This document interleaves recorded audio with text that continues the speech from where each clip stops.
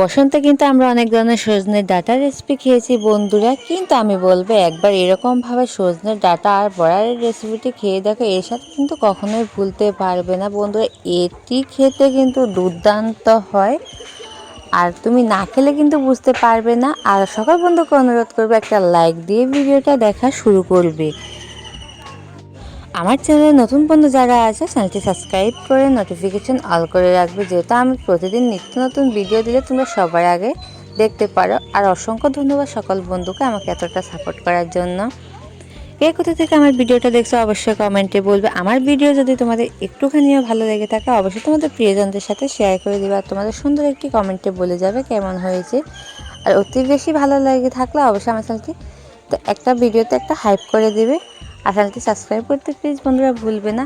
আর দেখো রেসিপিটি বানাবার জন্য এখানে আমি নিয়ে নিয়েছি ডালটা আমি আগে থেকে বেটে রেখেছিলাম, আর এতে দিয়ে দিয়েছি আধা চা চামচ লবণ, আধা চা চামচ হলুদ গুঁড়ো, আধা চা চামচ কালো জিরে দিয়ে দিয়েছি। আর এখন খুব ভালোভাবে চামচ দিয়ে, বা এটা চাইলে তোমরা হাত দিয়েও মেখে নিতে পারো, হাত দিয়ে না মাখলেও হবে, চামচ দিয়ে খুব ভালোভাবে এটাকে আমি মিশিয়ে নিচ্ছি। একটু 2 মিনিটের মতো করে খুব ভালোভাবে কিন্তু মিশিয়ে নিতে, যেন সবগুলো খুবই সুন্দরভাবে ডালটার সাথে কিন্তু মিশে যায়।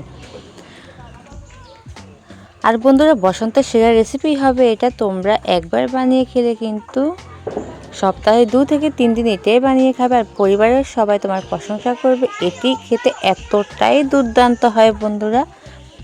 আর দেখো এখানে আমি একটা কড়াই বসিয়ে দিয়েছি, কড়াইটা যখন গরম হয়েছে তেল দিয়ে দিয়েছি, আর তেলের মধ্যে এখন আমি তেলটা গরম হয়ে যাওয়ার পর আস্তে আস্তে আমি সবগুলো কিন্তু বড়া দিয়ে দিচ্ছি। আর 2 থেকে 3 মিনিটের মতো অপেক্ষা করেছিলাম, একদম লো টু মিডিয়ামে রেখেছিলাম আঁচটা। তারপর দেখো আমি বড়াগুলো রেখে কিন্তু বড়াগুলো ভেজে নিচ্ছি। তারপর দেখো একটা পিঠ খুব ভালোভাবে যখন হয়ে গেছে আমি অপর পিঠটাও কিন্তু এরকমভাবে দিয়ে দিয়েছি। হালকা এরকমভাবে লালচে ভাব করে কিন্তু বড়াগুলোকে ভেজে নিতে হবে। একটা ছোট্ট চামচের সাহায্যে কিন্তু আমি বড়াগুলোকে এপিট ওপিট করে দিচ্ছি। এরকম করে আস্তে আস্তে আমি সবগুলো বড়াই কিন্তু দিয়ে দেব।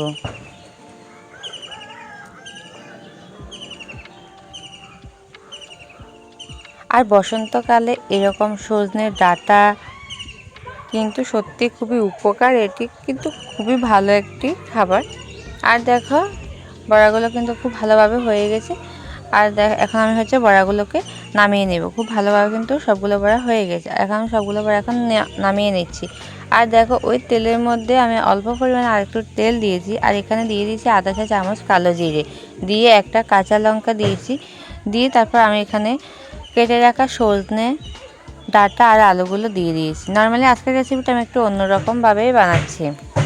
দিয়ে এটাকে এখন খুব ভালোভাবে আমি একটু ভেজে নেব।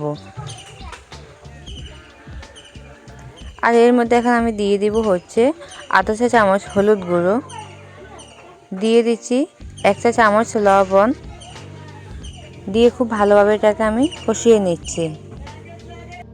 আর খুব ভালোভাবে কিন্তু এটাকে আমি ভেজে নেব প্রায় 4 থেকে 5 মিনিটের মতো। তারপর আমি এর মধ্যে দিয়ে দিচ্ছি একটা মশলা। এই মশলাটা তৈরি করেছি আমি একটা টমেটো দিয়েছি 3-4টে কাঁচা লঙ্কা, দিয়ে দিয়েছি আধা চা চামচ আদা, দিয়ে দিয়েছি আধা চা চামচ জিরে গুঁড়ো, দিয়ে দিচ্ছি 1 চা চামচ গুঁড়ো লঙ্কা, দিয়ে খুব ভালোভাবে সবগুলো উপকরণ আমি কিন্তু কষিয়ে নিচ্ছি, যেন সজনের ডাঁটা আলুটাও খুব ভালোভাবে সিদ্ধ হয়ে যাবে, আর মশলাটা খুব তাড়াতাড়ি কিন্তু কাঁচা যে ফ্লেভারটা ওটাও কিন্তু চলে যাবে কষিয়ে নিতে নিতে। এটা বললাম আজকে আমি একটু অন্যরকমভাবে রেসিপিটি তৈরি করেছি বন্ধুরা। আর দেখো এতে কষিয়ে নেওয়ার পর আমি এতে দিয়ে দিচ্ছি জল, পরিমাণ মতো জল দিয়ে দিয়েছি। জলটা দিয়ে একটুখানি নাড়াচাড়া করে আমি এটাকে নাড়াচাড়া করে নিচ্ছি। আমি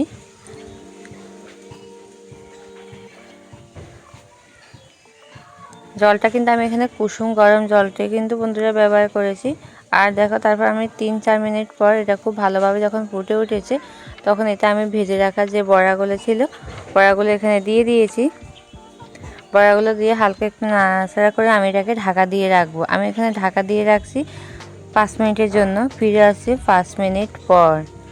5 মিনিট পর দেখতে পাচ্ছ খুবই সুন্দরভাবে কিন্তু হয়ে গেছে, আর রান্নাটা একদম বেশি কিন্তু হয়নি, একদম খুব পারফেক্টভাবে কিন্তু রান্নাটা হয়ে গেছে। রান্নাটার ঘনত্বটা কিন্তু খুব বেশিও না, আবার খুব বেশি পাতলাও না। আর এদিকে দেখো পুরোপুরি রান্নাটা কিন্তু আমার বন্ধুরা হয়ে এসেছে। আর একদম শেষে আমি দিয়ে দিব হচ্ছে ধনেপাতা কুচি। ধনেপাতাটা দিয়ে দিয়েছি আর দিয়ে হালকা একটু নাড়াচাড়া করে নিচ্ছি। আর এটি খেতে বন্ধুরা কিন্তু সত্যি খুবই দুর্দান্ত হয়েছে। আর দেখো এরপরে কিন্তু আমার রান্নাটা একদম পুরোপুরি হয়ে এসেছে।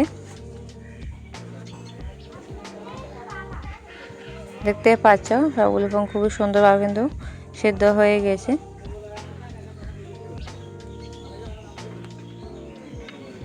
সকল বন্ধুকে অসংখ্য ধন্যবাদ এতটা সময় আমার সাথে থাকার জন্য। সবাই ভালো থাকবে, সুস্থ থাকবে। দেখা হবে আবার নতুন কোনো রেসিপিতে, নতুন কোনো ভিডিওতে।